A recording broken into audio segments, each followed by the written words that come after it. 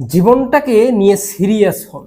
একটা বিষয় আপনার জীবন থেকে চিরতরে ডিলিট করে ফেলুন। আর এই একটা বিষয় যদি জীবন থেকে ডিলিট করতে পারেন, আপনার লাইফে সাকসেসে ভরপুর সর্বোচ্চ চূড়ায় পৌঁছে যাবেন।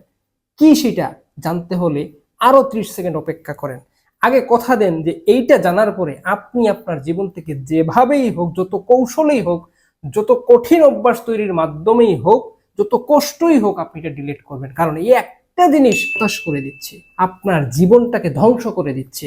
শেষ পর্যন্ত হতাশায় ডুববেন, আফসোস করবেন। এই আফসোসের বন্যায় ডুবতে না চাইলে, সাকসেসের বন্যায় ভাসতে চাইলে আপনার জীবন থেকে ডিলিট করে ফেলুন অলসতা না। 90% মানুষ জীবনে ব্যর্থ হয়, আর জীবনে ব্যর্থতার গল্পে ছেয়ে যায় তাদের জীবন। সো এই অলসতা হচ্ছে শয়তানের প্রভাব।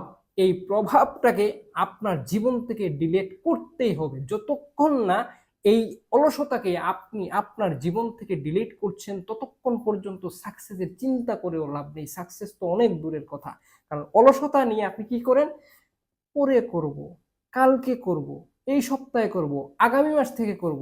আপনি প্ল্যান করেন, আইডিয়া জেনারেট করেন, অনেক ভাবেন, চিন্তা করেন, কিন্তু কোনো কাজে অ্যাকশন নিতে পারেন না।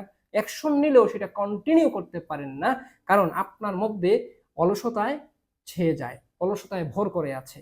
ভাই, খোদার কসম খেয়ে বলছি, এই একটা শব্দকে জীবন থেকে তুলে দিন।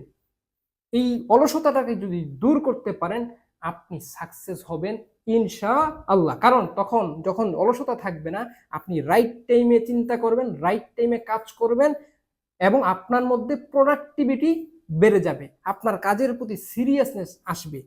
So you have to delete অলসতা from your life and enjoy you will success.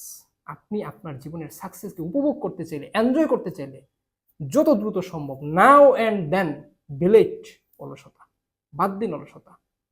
ভালো থাকুন।